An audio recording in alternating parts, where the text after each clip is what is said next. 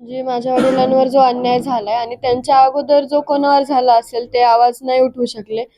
तर आज आम्ही आवाज उचलू शकतो. जे तुमची साथ आहे आमच्यासोबत, त्यामुळे आज आम्ही उभा राहू शकलो.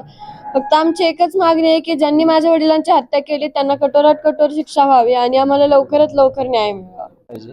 आमच्या भावाचे जे हत्यारे आहेत त्या सगळ्यांना पकडून जेरबंद करून जे संघटित गुन्हेगारी आहे, जे सगळे आरोपी आहेत त्यांना फाशीची शिक्षा झाली पाहिजे ही आमची मागणी आहे. तुम्ही सरकारकडे मागणी केली असेल तर तशी तुम्ही हे केली मला काय वाटतं न्याय मिळेल का?